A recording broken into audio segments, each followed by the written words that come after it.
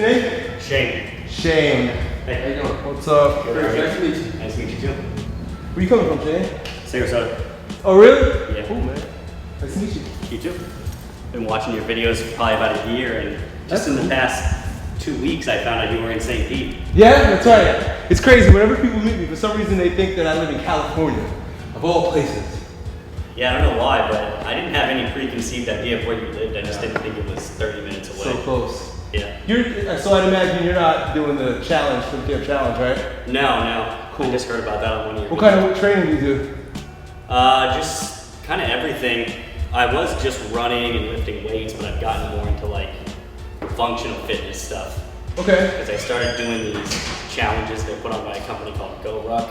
And it's like, they're ex-military guys, so they put you through like Navy SEAL and Special Forces type training. Wow. And you have to carry Were you in the military? I was in the reserves, yeah. Okay. So this is something that you kind of like, you got a lot of training doing, so now you're doing challenges for it, huh? Well, I've always been fascinated with like the special operations side of it, because they go through a whole nother like, world of training. Yeah. But they have us carrying logs and people and sandbags. How do you prepare for that? I didn't. I just did one. It was 12 hours long, and then I had a 4-hour break, and there was 6 hours. That's a long time, man. Yeah.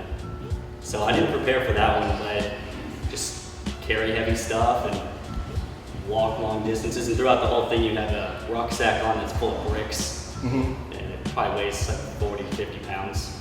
Let me ask you a question. Yep. I'm in the middle of my training right now, but what do you want to do? Because otherwise I'll leave it open to you. Just like mi clases, two classes, just train whatever you feel like. Or if there's something you want to work with specifically, okay, let me know and we'll hit it. Okay. Yeah, I mean, I'll warm up and do a few things. I'd like to do the tires. I've never done that before. Cool, so you got it. Yeah. All right, so warm up, do what you want to do, and then when you're ready, just holler. Okay, cool.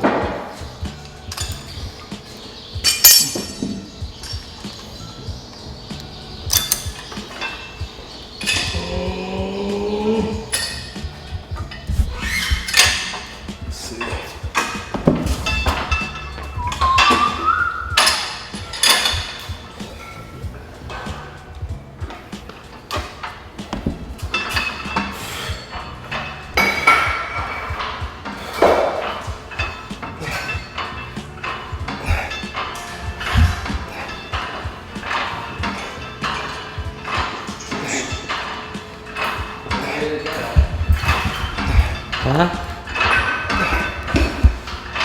It's my ringtone, bro. Raindrops are falling on the roof. I think the first one I watched was 6-pack abs will ruin your life, and I fucking died. I thought it was hilarious. Because I think it came up because I was watching, who's the 6-pack ab guy? The shortcut to 6-pack ab. Elliot Chang or Mike Chang? Mike Chang, yeah. Yeah, and I think I may have watched one of his videos, so yours popped up. And I was like, these are great. So I started clicking through them, and I was just dying. Thanks. The guy was like, oh, I can't breathe, because he's trying to walk around with his abs flexed all the time to keep a flat stomach. Yeah. And I see that all the time, so I thought that was really funny. And then I went through them, and I liked your advice on working out and just living life. Cool, man. Is that helpful? Yeah, definitely. Good. Yeah.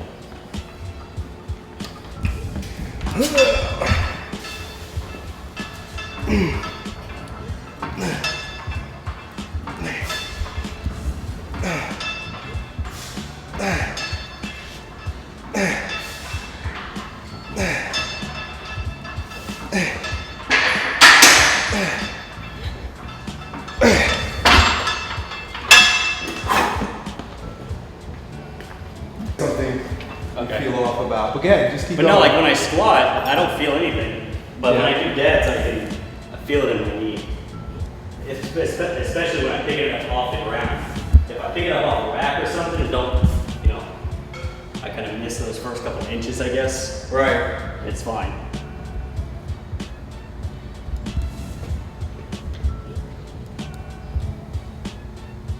Spread your knees more. Keep your feet where they are, but spread your knees. Okay. Yeah, spread your knees, show your crotch. Especially this right one. Is this the one that bothers you? Yes. Watch, you see how that one dives in? Well, yeah, now we know. See how unstable that one is? Look, it even like shifts. So, when you're coming up, racket, Yeah. first of all, what I would probably do is widen your base a little bit more, turn your toes out slightly. That way you have an easier time spreading your knees. Not everybody agrees with that, but I find that that's going to ingrain the pattern where you're relaxing these muscles and stimulating these ones. Your glutes support external rotation. Your problem is that you're immediately rotating too much. So try the squat this time, like this, and then focus on showing your crotch as you're going down and up. Think about spreading. Well, Chris has a different cue, but if mine doesn't work, use his cue. But basically, you want to spread your knees the whole time through. Just try it. Just try 1 or 2 reps. You should feel a stretch in your crotch, in your groin. Do you think that I'm doing that because it's slightly injured, or do you think that caused the injury? Could be a chicken or an egg, but it really doesn't matter. Yeah, true. If you continue to do it like that, you're just going to further facilitate the imbalance. So try it. Because we could deliberate all day on like, is it chicken or is it an egg? Which one came first? It's there, that's all that matters now. Right, really doesn't matter. Good, so slightly wider base, toes turned out, even a little bit wider. Good, now focus on spreading your knees the whole time down. Good, let's keep them spread on the way up. Yeah, totally different experience. Really focused on spread. Good. Open them up on the way down, spread them.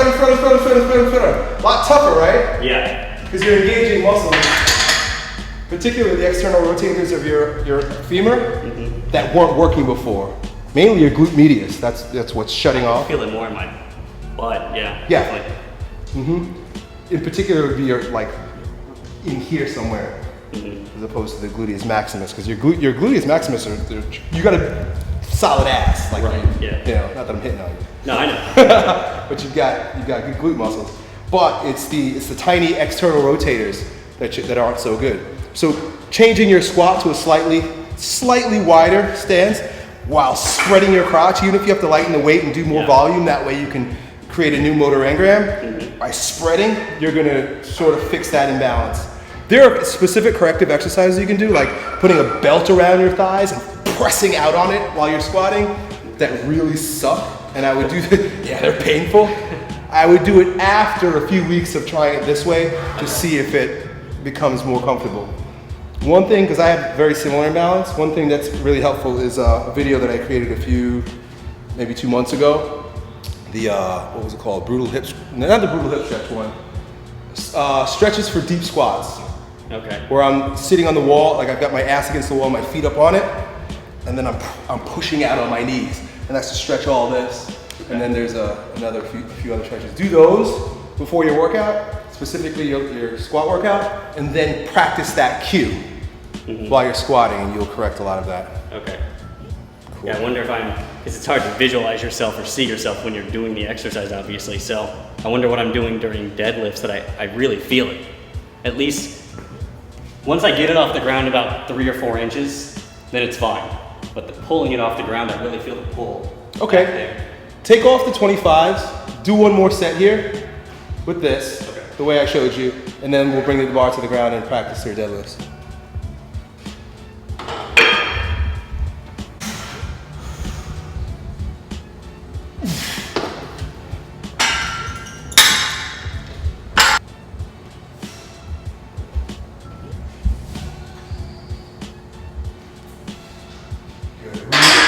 Focus on spreading them right from the get-go. Start spreading them now and keep them spread. You feel the difference? Yeah. Good. It's a very subtle. Spread and keep them spread the whole time. Good.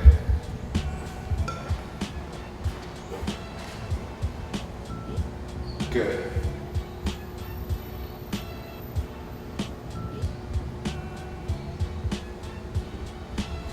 Cool.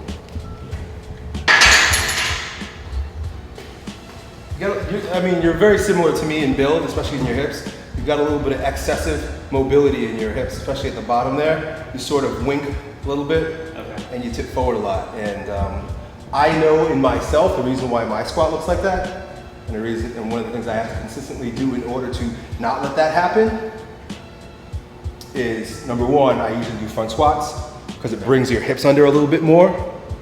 As opposed to having them all the way back here where you're already imbalanced. Your hips go out too far. You've got Donald Duck going on.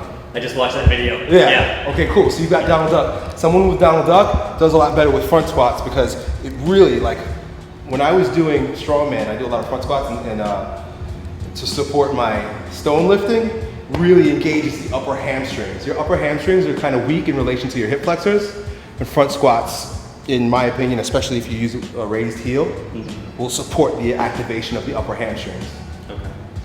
The other thing is, it's due to a weakness also in your deep abdominal wall, the stabilizers of your pelvis. So, in fact, I can show you some exercises. I'll do them, because I got to do them too, to strengthen that portion of your body. But with that core imbalance being facilitated through the exercises that you do, in other words, you keep making it worse, Right. is the root of a lot of like what you're probably experiencing with your knees and stuff. Okay. And will ultimately lead to other bad shit. Let's take this off. Cool, so just deadlift. Show me what it looks like.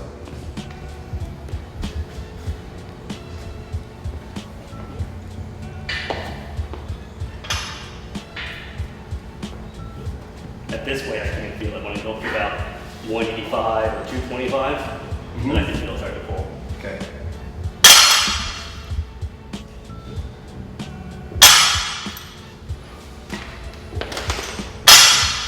Okay. You can stop.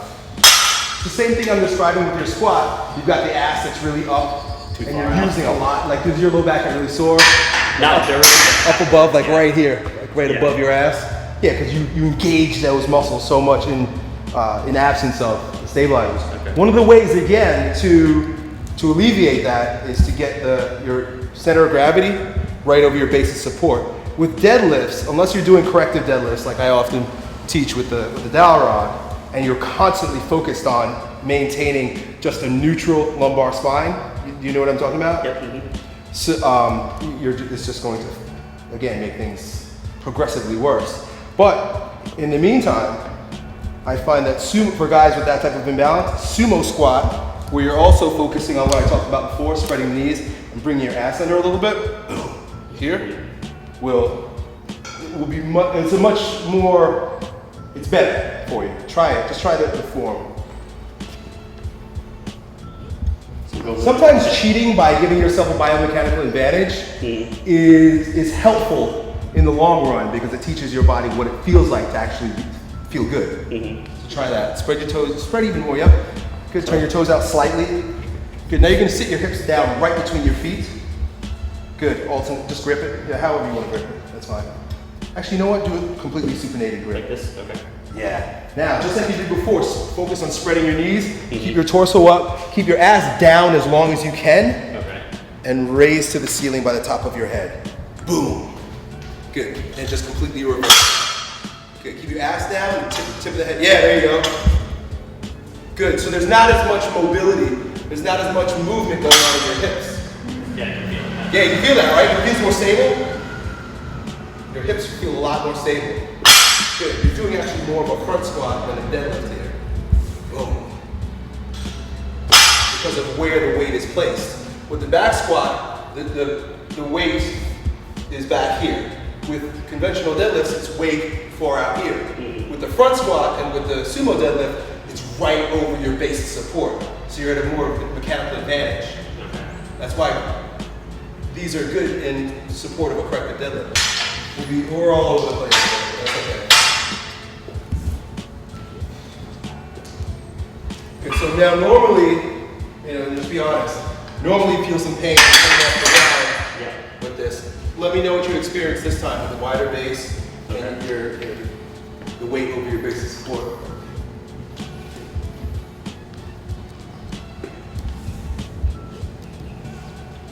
Good. A lot of taller guys, not that that's your problem. A lot of taller guys end up having this lever arm issue, where this is a better deadlift for them also. Good. Spread, really focus on spreading the knees. Good. Bring the weight really close to you. Keep your ass down and push the ground away. Good. Sink your hips. Oh. Nice.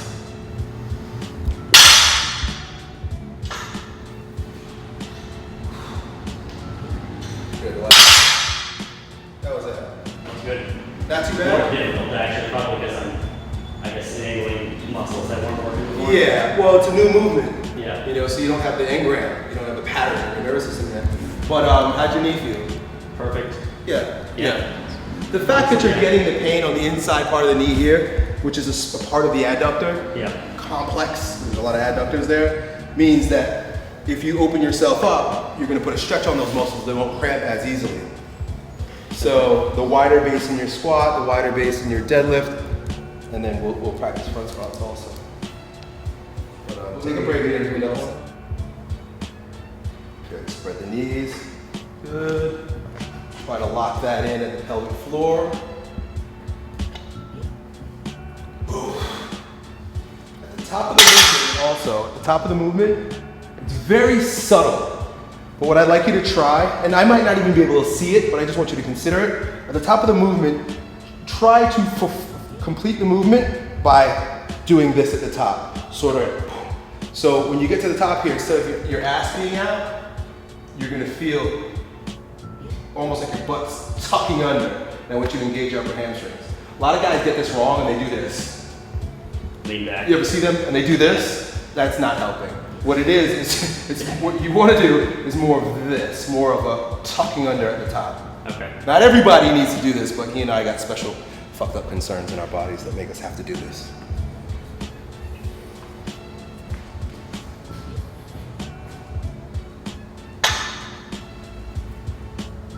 I'm giving you too much to think about. That lift off was a little whack. Engage. What you did that time was your hips went before the rest of your body. Did you feel the difference? No, because I was thinking about the top when I was at the bottom. That's why it's hard to learn all this shit at once, but I'm just throwing it at you. Okay. Yeah, next time I'll probably just drop it down so I can play around. Yeah, it's probably a little heavy. Do 1 or 2 more reps and then I'll show you some cool stuff. Not bad, good.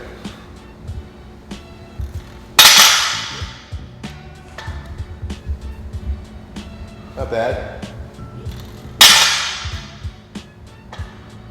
Oh, good. Take a break. Take a break. So, on the other end of the spectrum, of course you've got weak or phasic muscles. It's going to be your deep abdominal wall. For whatever reason, it could be 1,001 different reasons why those muscles aren't working. And then also the upper hamstrings. On the other end of the spectrum, like I said, you're going to have tight hip flexors. So what I'm going to do now is I'm going to show you a stretch that you can use to loosen up the hip flexors, and then I'll show you isolation exercises that you can use for your deep abdominal wall and upper hamstrings. Okay. Because you always want to stretch the tonic muscles before isolating the phasic ones, the weak ones. You always want to stretch the tight ones before strengthening the weak ones. Because you want to avoid the synergistic dominance. I've mentioned this in a video earlier, where the muscle that's tonic or overly bearing becomes so overpowering that it doesn't even allow the other muscles to work, the phasic muscles to work. I made a video that went up yesterday where the kid, his quads don't work. Well, the easy answer that everybody thinks is the right one is we'll just work your quads. But if the muscles on the opposite end, which are tonic, are so dominant in their synergy, the other one, it's just not going to work. So you could really try to strengthen your upper abdominals and your upper hamstrings, and it not work because the hip flexors are so tight. Okay. You see? So good and easy stretch to do. The key, because your foot is up on here, you're going to feel the stretch in your quads, but you can still watch me, Danny, come around this way. You can still, even though you're here stretching your quads and you might feel it down in here, you could still be flexed. A lot of people stretch, but this is what they look like. Well, how is that helping you here at your hips at all? Yeah. It's not. So what I want you to do is, I want you to sort of tuck your butt under and imagine there's a rope attached to your hip, that bone right here, and someone's pulling it forward.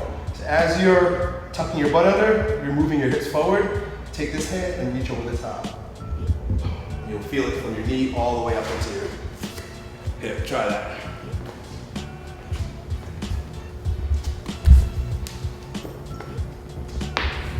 Cool. Good. So sort of tuck your butt under. Imagine you got a rope attached and pulling your hips forward, and then reach over the top. Yeah, you want like right here to feel something going on. I can feel it right there, just below the hip. Yep. that is often, tight hip flexors are often concomitant, they're tied to tight adductors. So someone who has tight adductors usually also has tight hip flexors. Because look, if the hips are excessively flexed, the knees medially rotate. So they kind of work together. The medial rotation, which we already know you have because your squat looks like this, is coupled with the hyperlordosis, or the anterior pelvic tilt. So as you do this, what I want you to focus on also is spreading your knees and leaning over the top. Yeah, good. And just stay there for a little bit longer and then switch to the other side. To make sure that you're getting a hip flexor is, you see how I'm touching this and it's soft? Yeah. Make it hard. Squeeze your cheek. You feel a difference there? Okay, yeah. So squeezing the ass cheek on the side that you're stretching supports the stretch. And it sucks because, you know, I found that if you have muscle imbalances, it's just gonna be a lifetime endeavor of working with them. You just gotta know your body, and you've gotta work on specific stretches and exercises for you pretty much forever. I've never seen anybody healed of their muscular imbalances. It's a matter of managing your muscular imbalances, and it takes a little bit more effort for us in these particular ways than it would someone else, you know? And there's nothing wrong with that. So here's the key to this particular movement. This is just one movement, but if you study Pilates and floor Pilates, there are lots of different ones. This is just one that I kind of made up.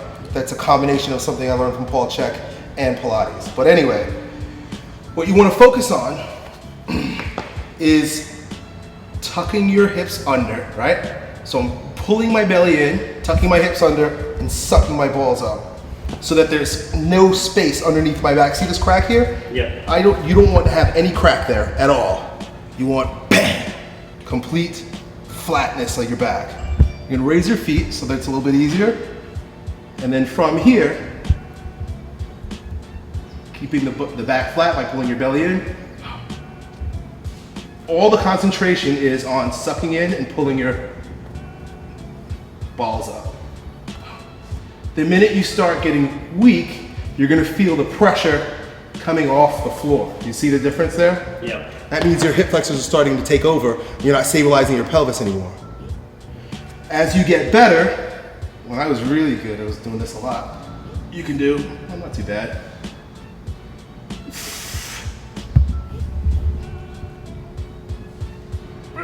Right side's harder. I'm a lot tighter on this side. You go one leg at a time, and then when you're ultimately a total badass, you can go bang up and down, and your back just stays punched into the ground the whole time. Try it.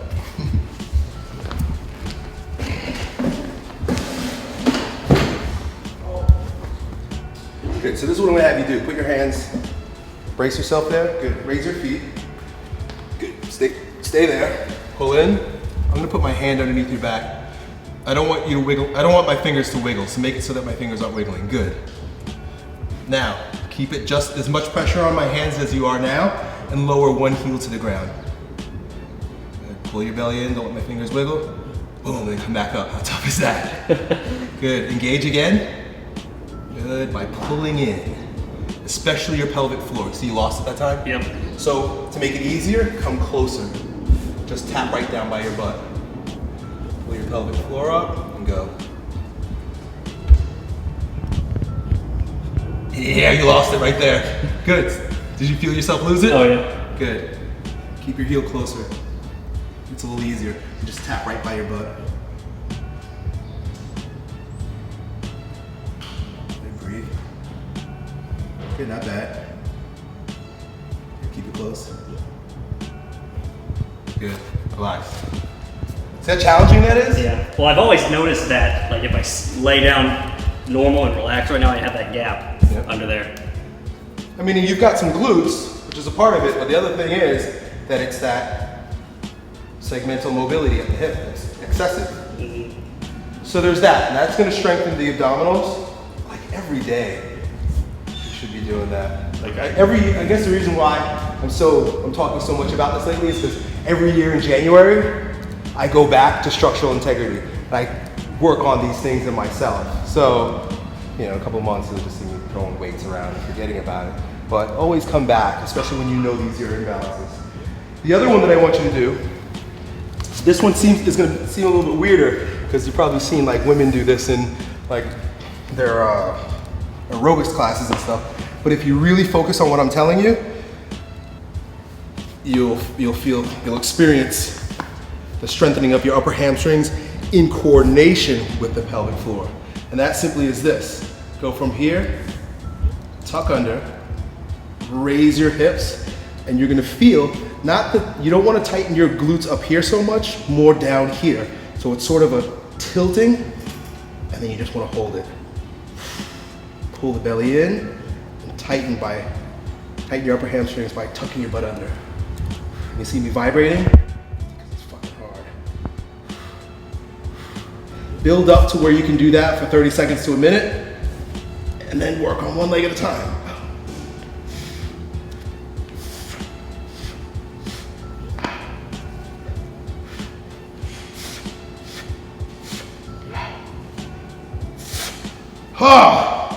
Shit. So there you go. See, these are shitty little corrective exercises. But it's funny because you've seen, like you said, women doing that, or Yeah. you know, people who you don't think are serious. But you know, you got to get around that stuff. It's not about looking cool or whatever. All right, if you really want structural integrity, you want your body to look and feel the best. Yeah. It's weird little stuff like this you gotta do.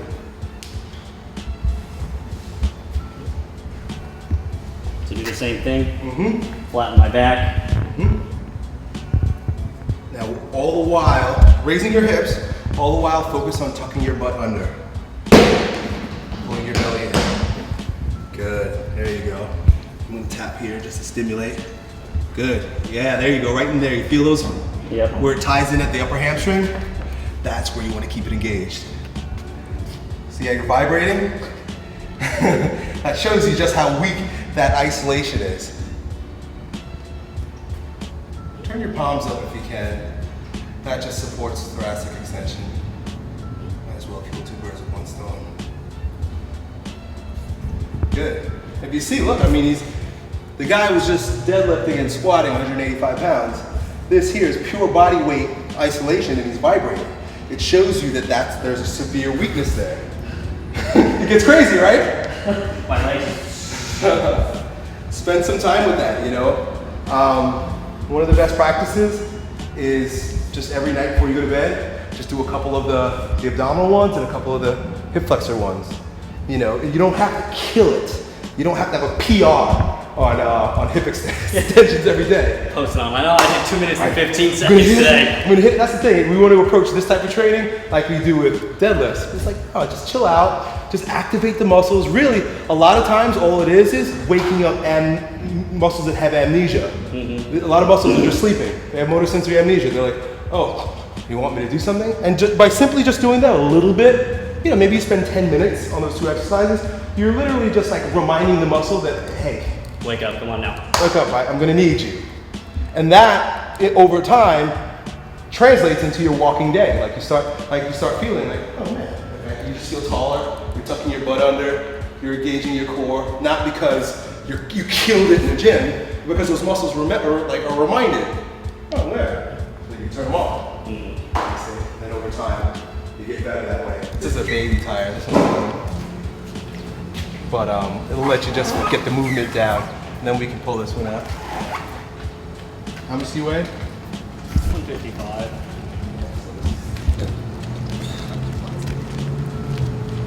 But you never actually lift the whole thing, it's all leveraged. Yeah. So, real simple. It's gonna be easier than you expect with this one, but I want you to practice using your knee. Okay. So you come here, get to about here, take your knee, and use it to help you flip over. So do you go wider than your knees? Is that what you were doing? You know, everyone's different. You might want to go with the wider base and your hands in between. I feel like that would be more stable. Yeah, you probably would be, but again, try different ways. It might be different for you. So it's a knee under. Pick it up. Yep, that's it, yeah. Go for it. Just go like 5 down and 5 back. You could alternate knees if you want. No big deal.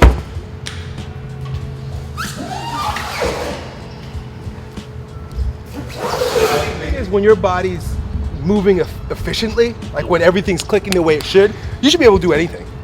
Yeah, I mean, the human body is designed that way, so it's like it doesn't matter what you're doing, you should be able to effectively do the thing. You ever watch these kids that do like parkour and shit? Yeah. And they're like climbing up buildings, walls yeah. and flipping and jumping from building to building. It's like, I don't know, which is more dangerous, like which is gonna fuck up your body more? Yeah. That or running on a treadmill. And you know, of course they get injuries, but they're usually acute injuries. Yeah. So the root of all of our, because it's chronic what you're experiencing, the chronic injuries, the root of all chronic injuries are these minute muscular imbalances at the core of our body that we don't even know exists. Mm-hmm. So we want to blame everything. It's like, but really, you're just fucked up. Very true. Yeah. We want to blame the attitude. Okay, so totally different experience because you're just gonna have to beast this thing up. You're gonna come here, really use your hands and your legs to get it. So that's one part. Second part's here, and then from here you really gotta get aggressive, get into this position and toss it over. Okay. So.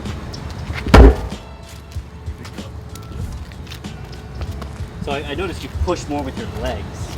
You want to use your legs. You push forward and kind of use the leverage to lift up. Yep. You want to use your legs and hips. Do not use your I arms. want to do it like this. Yes. You're back more.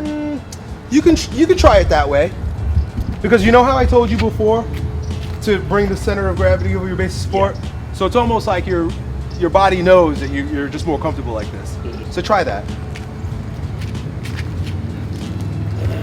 Yep. Good. Get your knee under it.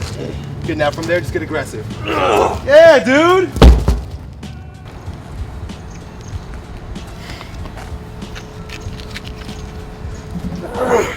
Good. Nice. There you go. Now get aggressive. Throw it up. Throw it. Yep. Yeah, dude. Each one's an event. Yeah. That's a whole set in itself.